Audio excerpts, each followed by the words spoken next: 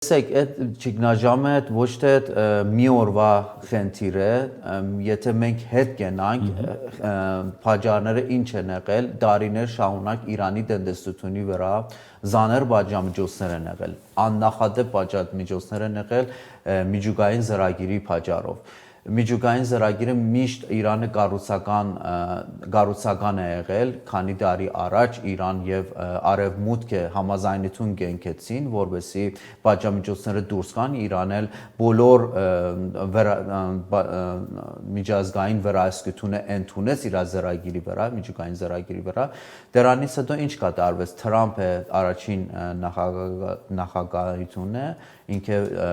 դուրս եկավ համաձայնությունից եւ նորից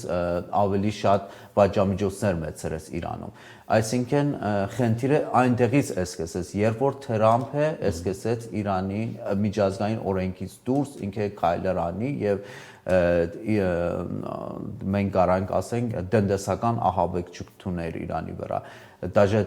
իրանցիները չեն կարա դերսից տեղ առնեն։ Ներսում շատ կարևոր տեղեր են, որ դերսից են բանանում, շատ դժվարություն են ապահովում պետությունը։ Դաժե կորոնայի ժամանակ շատ դժվար պետությունը կարողացավ քաղաքացիների համար տեղ գտնի։ Այդքան նավթը դժվար է վաճառում, շատ միջնորդների միջոցով վաճառում։ Այդ միջնորդները երբ որ դոլարը թանկանում է եւ երկու պետական եւ շուկայական կուրս կա Իրանում, երբ որ դոլարը թանկանում է, իրան հրաժարվում են այդ նավթի գումարները վերադարձնել երկրին։ Եվ շատ խնդիրներ, որ Իրանի պետությունը դրա դեմ պայքարում է։